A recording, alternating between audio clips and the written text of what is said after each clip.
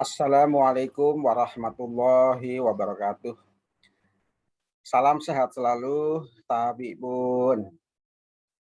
Para mahasiswa bimbingan konseling FKIP Universitas Lampung yang saya hormati, selamat bertemu kembali di mata kuliah metode penelitian kualitatif. Pada kesempatan kali ini kita akan membahas tentang posisi penelitian kualitatif dalam ilmu konseling. Kedudukan penelitian kualitatif dalam bimbingan konseling. Apa sebenarnya kedudukan penelitian kualitatif dalam ilmu konseling? Yang pertama, sebagai penyeimbang. Umumnya kita selama ini mahasiswa-mahasiswi kalau skripsi itu umumnya menggunakan penelitian kuantitatif. Penelitian kuantitatif itu mewakili paham positivisme. Apa itu paham positivisme? Paham positivisme itu memandang bahwa ilmu alam sebagai satu-satunya pengetahuan yang benar. Mengapa ilmu alam sebagai satu-satunya pengetahuan yang benar menurut paham ini? Karena ilmu alam itu sifatnya pasti. 1 tambah 1 sama dengan 2. Tidak ada 1 tambah 1 sama dengan 3 atau 4 atau 5. Jadi pasti. Kemudian paham positivisme menolak metafisik. Sebagai konsekuensi bahwa sesuatu itu benar kalau pasti, maka positivisme menolak sifat yang irasional, yang tidak masuk akal, tidak logis, yang subjektif hanya dialami oleh 1-2 orang, kemudian abstrak, mengawang-awang, melangit, tidak membumi, di luar fisik. Agus Comte misalnya mengatakan beliau ini adalah sebagai pakar atau ahli atau pertama orang yang mengenalkan tentang positivisme, mengatakan bahwa tahap pemikiran manusia itu terbagi menjadi 3, yaitu teologis, metafisik, dan positivis. Teologis ini ibarat manusia ini tahap masa anak-anak. Kalau metafisik tahap remaja, kalau positivis tahap dewasa. Pemikiran manusia yang berkaitan dengan tahap teologis ini, manusia percaya kepada hal-hal yang sifatnya supranatural. Ada fetisisme, bahwa sesuatu itu ada roh. Ada politeisme yang percaya pada banyak dewa-dewa atau Tuhan banyak. Ada monoteisme, Tuhan itu hanya satu. Nah, semua itu menurut dia itu tidak bisa dibuktikan. Tentunya karena kepercayaan atau masalah keimanan, ya ini tidak bisa dibuktikan ya secara fisik. Menurut dia, pemikiran manusia yang tahap teologis ini masih tahap anak-anak. Yang kedua, tahap pemikiran manusia itu adalah metafisik. Tahap metafisik tadi seperti masa remaja. Dia transisi dari masa anak-anak ke masa dewasa. Transisi dari teologis ke positivis. Teologis juga tidak, positivis belum, ya. Seperti anak remaja, dikatakan anak-anak juga bukan, dikatakan dewasa juga belum. Jadi metafisik ini mengandalkan akal sehat para filosof, ya. Pemikirannya masih abstrak para filosof, universal. Tapi masih belum bisa dibuktikan. Masih tahap berpikir remaja, belum pasti. Nah, yang pasti adalah menurut dia yang ketiga, yaitu tahap pemikiran manusia yang sifatnya positivis atau masa dewasa. Pemikiran yang bersifat ilmiah, yang hanya percaya kepada yang empiris, yang terukur, yang benar, ya. 1 tambah 1 sama dengan 2, itu tadi ya, positivis. Nah, kualitatif mewakili paham fenomenologis. Apa itu paham fenomenologis? Paham fenomenologis adalah suatu paham di mana setiap individu akan mengalami suatu fenomena dengan segenap kesadarannya. Menggali kesadaran yang terdalam para subjek mengenai pengalamannya dalam suatu peristiwa. Yang terjadi pada diriku, aku yang tahu. Jadi setiap individu itu punya pengalaman masing-masing yang berbeda-beda dan hanya bisa diketahui oleh orang lain dengan cara menggali kesadaran yang terdalam daripada individu tersebut. Contohnya fenomena bullying. Mengapa terjadi bullying? Apa saja bentuk-bentuknya? Apa respon korban? Apa dampaknya? Bagaimana reaksi orang tua? Nah, itu hanya bisa diketahui oleh orang yang mengalami korban kekerasan yang namanya bullying. Itu paham fenomenologis. Oleh karenanya, penelitian kualitatif cocok untuk menemukan teori atau fenomena real dalam dunia konseling. Misalnya makna hidup mahasiswa pecinta clubbing. Ya, tadi ada bullying. Misalnya ini makna hidup mahasiswa pecinta clubbing. Bagaimana orang-orang yang mencintai clubbing itu, yang kalau malam-malam suka ke klub atau ke tempat pesta dan seterusnya, kafe-kafe, menurut mereka itu bagaimana sih hidupnya, mana hidup menurut mereka, sehingga mereka kok bisa suka sama clubbing. Biasanya manusia jam-jam 9, jam 10 atau jam 11 tidur nyenyak, ini malah mereka keluar.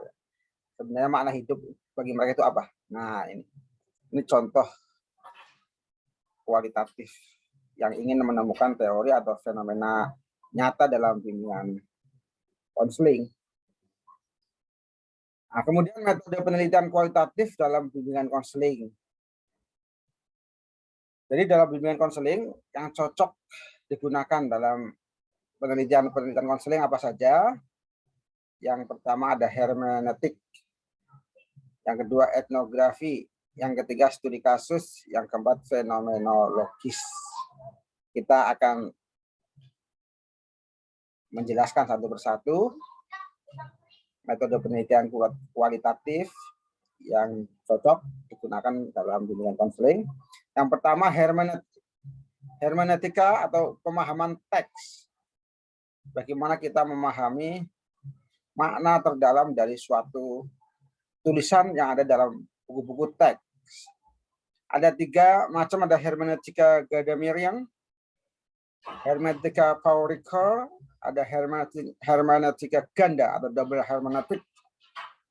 Yang pertama hermeneutika Gadamerian. Menurutnya pemahaman teks masa lalu agar bisa dipahami masa sekarang itu melalui siklus part and whole. Siklus part and whole kita memahami bagian per bagian kemudian secara keseluruhan.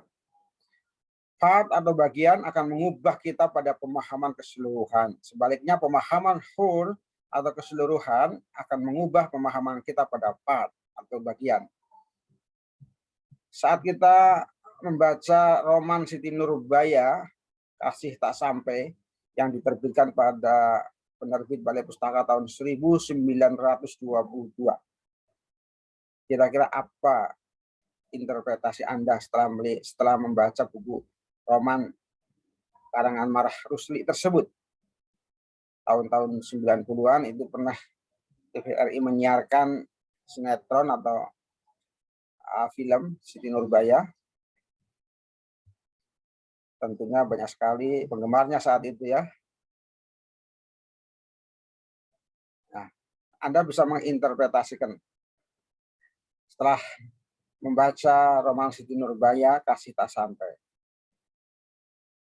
Intinya bahwa kita bisa mengetahui interpretasi secara keseluruhan karena kita mengetahui detail, bagian, part, bagian per bagian. Sehingga kita bisa mengatakan bahwa cerita roman Siti Nurbaya Kasih Tak Sampai adalah cerita di mana Siti Nurbaya dijodohkan oleh orang tuanya kepada yang namanya kakek Datuk Maringgih, karena orang tuanya terlilit hutang sehingga tidak bisa membayar. Kemudian Datuk Maringgih memberikan solusi, yaitu barter hutang lunas dengan syarat anaknya mau dinikahinya. Sementara Siti Nurbaya sebenarnya tidak cinta, cintanya hanya kepada Syamsul Bahri. Itu artinya adalah hermeneutika Gadameryan. Pemahaman teks masa lalu bisa dipahami masa sekarang melalui siklus part and whole, bagian dan keseluruhan. Contoh penelitian dalam bimbingan konseling dengan metode hermeneutika Gadameryan adalah penelitiannya Pravitralia tahun 2015 dengan judul Nilai-nilai pribadi ideal konseli dalam serat ulang reh. Serat ulang reh itu adalah sebuah buku, ya, buku karangan Sri Susuhunan Pakubuwono IV, Raja Surakarta atau Solo yang lahir tanggal 2 September tahun 1768. Sudah lama sekali.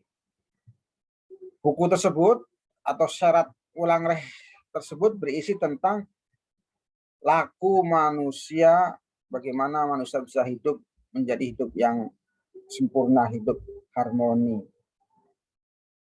Nah, penelitian ini bertujuan untuk mengenalkan nilai-nilai luhur budaya Jawa yang ada dalam serat ulang reh, yang meliputi hakikat manusia, bagaimana pribadi ideal konseli. Nah, ini di sini letak hubungannya dengan konseling. Hakikat manusia, pribadi ideal konseli menurut syarat ulang reh itu bagaimana? Serta metode untuk mengembangkan pribadi ideal konseli. Penelitian ini menggunakan hermeneutika Gadameryan karena ingin menginterpretasikan secara keseluruhan apa yang ada dalam buku teks tersebut melalui bagian-bagian. Setelah diteliti, kemudian setelah meneliti teks syarat ulang reh, disimpulkan bahwa pertama, hakikat manusia dengan teks, ya, hakikat manusia adalah wujud dari penyatuan jasmani dan rohani. Kemudian perilaku dikendalikan oleh jiwa manusia. Kemudian yang kedua, pribadi ideal konseli menurut syarat ulang reh. Syarat ulang reh adalah konseli itu harus berketuhanan, yaitu bertakwa kepada Tuhan. Konseli itu harus berkemanusiaan, menyelaraskan kehidupan dunia akhirat, rendah hati, memahami nasihat baik buruk, menghindari watak buruk, berpersatuan, hidup rukun, tegang rasa, memperhatikan perilaku dan tutur kata, berkerakyatan, dan berkeadilan sosial, yaitu bertindak adil dan tidak mengambil hak milik orang lain. Yang terakhir, kesimpulan penelitian ini, metode untuk mengembangkan pribadi ideal konseli yaitu berbasis sastra atau kisah dan musik atau tembang. Ada macam-macam musik atau tembang, ada Dandang Gula, Kinanti, Gambuh, Pangkur, Mas Kumambang, Megatruh, dan seterusnya. Bisa dibaca secara utuh di jurnal karangan Pravitralia Anissa, nilai-nilai pribadi ideal konseli dalam serat ulang reh. Selain misalnya dari Galang Surya Gumilang, penelitiannya mengenai tentang identifikasi posisi diri dan sikap dasar konselor dalam teks SMART. Penelitian ini bertujuan untuk mendeskripsikan posisi diri dan sikap dasar konselor yang diambil dari teks SMART. Pendekatannya menggunakan hermeneutik Gadameryan. Ada dua teks yang dijadikan sebagai dasar interpretasi. Yang pertama yaitu teks dari Sri Mulyono dengan judul Apa dan Siapa Semar. Kemudian teks dari Tuti Sumukti tahun 2006 dengan judul Semar, Dunia Batin Orang Jawa. Ada dua buku yang diteliti. Selain meneliti buku, kemudian dengan catatan wawancara langsung dengan Ki Mantep Sudarsono Dalang ya, catatan lihat video wayang dan seterusnya. Hasil penelitian menunjukkan bahwa posisi diri konselor dengan diadopsi dari Texmar yaitu 1, penasehat, yang kedua penyemangat, yang ketiga pencegah, yang keempat pelayan. Sedangkan sikap dasar konselor dengan diadopsi dari Texmar yaitu ramah, bijaksana, jujur, peduli, dan seterusnya. Itu contoh hermeneutik Gadamer. Yang kedua, hermeneutika fenomenologis Paul Ricoeur. Hermeneutika fenomenologis Paul Ricoeur digunakan penelitian bimbingan konseling lintas budaya dengan menggunakan media buku teks, tetap masih buku teks, tetapi lebih ke kearifan lokal budaya Indonesia. Ada kearifan lokal budaya yang dikaji dan diterapkan sesuai dengan bimbingan konseling. Contoh penelitian dari Zubaidah tentang telaah nilai-nilai pepatah Minangkabau dan kontribusinya dalam pelaksanaan konseling. Tujuan dari penelitian ini adalah untuk mengungkap dan mendeskripsikan nilai-nilai peribahasa Minang yang dapat diserap sebagai konsep dasar teori konseling. Ada kearifan lokal yaitu pepatah ya, pepatah. Setiap budaya, setiap suku kita itu ada pepatah-pepatah. Nah, yang ingin diteliti kearifan lokal itu, kemudian apakah bisa diserap sebagai konsep dasar teori konseling, ditinjau dari sifat manusia, ciri masalah, masalah prosedur penyelesaian, dan karakteristik pemimpin atau konselor. Hasil penelitian menemukan bahwa 1, ciri manusia berdasarkan nilai peribahasa Minang adalah individu yang memiliki daya nalar berpikir yang dapat berubah ke arah yang lebih baik. Ciri-ciri manusia, ciri-ciri masalah berdasarkan nilai peribahasa Minang adalah sesuatu yang tidak dapat disembunyikan karena sifat ceroboh, salah paham, tidak waspada, jahil, irasional, suka bercanda, pesimis, dan sebagainya. 3, tata cara pemecahan masalah berdasarkan nilai peribahasa Minang adalah melalui musyawarah, kerjasama, contoh yang optimis, bertanggung jawab, cermat, komunikatif, konsisten, situasional, dan seterusnya. Kemudian yang keempat, ciri konselor berdasarkan nilai peribahasa Minang adalah orang yang memiliki pengaruh, tempat mengadu, penolong, pengayom, arif, adil, tenang, cerdas, sabar, pendirian teguh, pantang menyerah, dan kuat. Itulah contoh daripada hermeneutika fenomenologis Paul Ricoeur. Intinya mengangkat kearifan lokal budaya Indonesia, dikaji dan diterapkan dalam bimbingan konseling. Kemudian yang ketiga adalah hermeneutika ganda atau double hermeneutik. Dalam bimbingan konseling, hermeneutika ganda ini digunakan untuk penelitian bimbingan konseling lintas budaya dengan menggunakan media buku teks dan gabungan tipe riset yang lain. Gabungan tipe riset yang lain misalnya antara hermeneutik dengan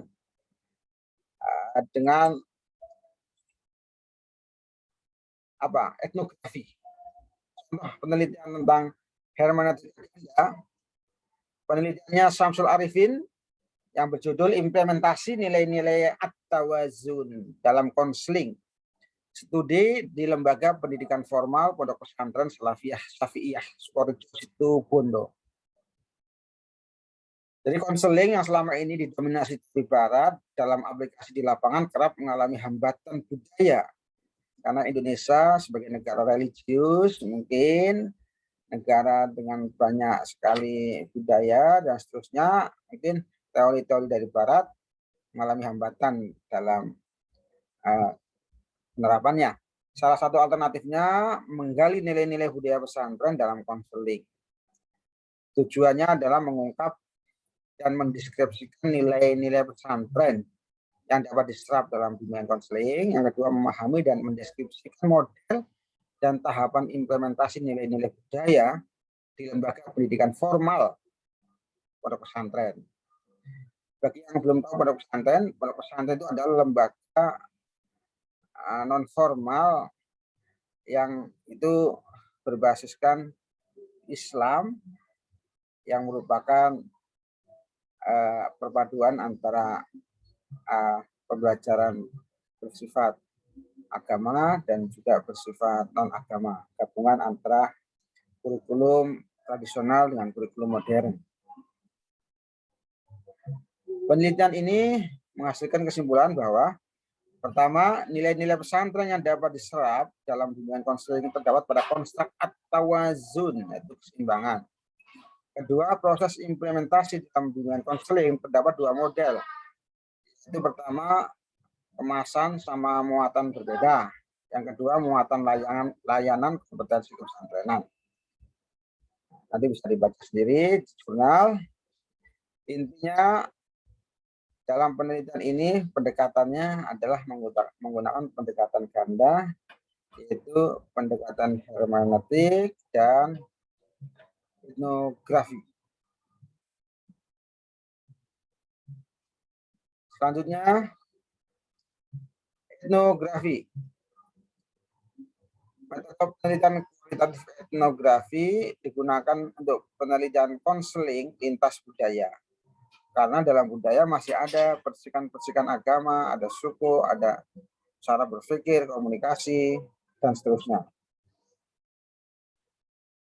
Contoh penelitian etnografi tentang budaya sekolah dalam pendidikan karakter di sekolah dasar. Penelitiannya Sukadari. Penelitian ini mendeskripsikan pengembangan budaya sekolah Mukti SD Negeri Kasihan Bantul dalam pembentukan karakter siswa, pengintegrasian unsur penilaian pendidikan karakter dalam kegiatan sehari-hari di SD secara utuh, bentuk kegiatan siswa dalam pelaksanaan pendidikan karakter melalui budaya sekolah, dan hubungan pergaulan antar warga sekolah setelah mendapatkan pendidikan karakter melalui budaya sekolah. Metodenya adalah etnografik dengan pendekatan kualitatif. Hasil penelitian, seluruh guru dan kepala sekolah SD Negeri Kasihan Bantul telah memahami budaya sekolah dan pendidikan karakter. Yang kedua, pelaksanaan pendidikan karakter melalui budaya sekolah dalam mengintegrasikan mata pelajaran dengan nilai yang terkandung dalam pendidikan karakter sudah berjalan dengan baik dan signifikan dengan perkembangan perilaku siswa dan seterusnya. Bisa dilihat di jurnalnya beliau harus secara rincinya ya. Etnografi berkaitan dengan budaya. Ada lagi studi etnografi perilaku sosial anak di Pulau Sebesi di Lampung. Tujuan penelitian ini mendeskripsikan perilaku sosial anak usia dini di Pulau Sebesi, Lampung Selatan. Ya. Mungkin ada yang dari Pulau Sebesi di sini. Penelitian ini dilaksanakan tahun 2018. Penelitian menggunakan metode etnografi. Data dikumpulkan melalui observasi, wawancara, dokumentasi foto, dan dokumentasi tertulis. Hasil penelitian menunjukkan bahwa perilaku sosial anak usia dini di Pulau Sebesi terbentuk dalam tradisi kegiatan bersama yang diikuti oleh anak usia dini. Proses pembentukan perilaku sosial melalui keterlibatan langsung anak-anak dengan mengikuti tradisi kegiatan bersama. Keterlibatan masyarakat, sosial budaya melalui semua partisipasi warga dan masyarakat dalam memberikan contoh langsung melalui kegiatan tradisional. Itu contoh penelitian etnografi budaya. Yang ketiga, studi kasus. Studi kasus dalam bimbingan konseling untuk meneliti gejala dan fenomena kasus yang muncul. Bisa kasusnya 3 orang, atau 5 orang, atau 6 orang. Contoh penelitian kasus, misalnya studi kasus penelitiannya Francisca Ratih Aryani. Studi kasus persepsi korban bullying terhadap fenomena bullying yang terjadi di sekolah.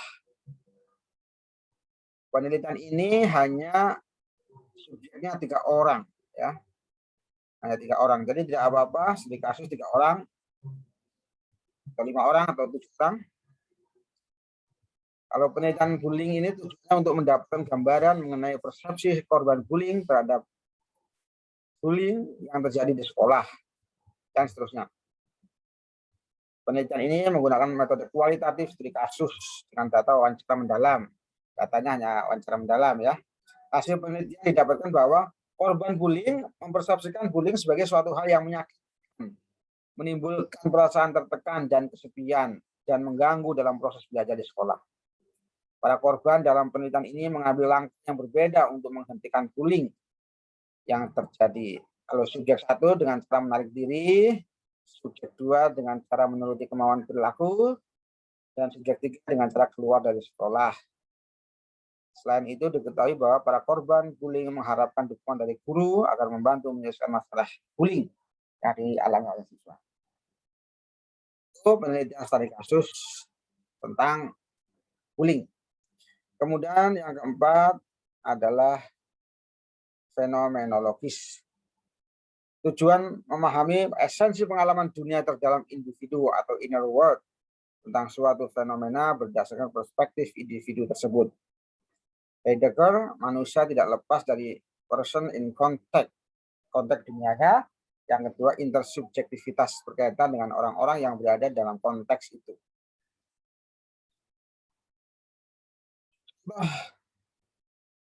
Penelitian fenomenologis, misalnya penelitiannya Nadia Rahma Aulia, pengalaman komunikasi orang tua dengan anak autis dalam mendampingi belajar di rumah selama pandemi COVID-19.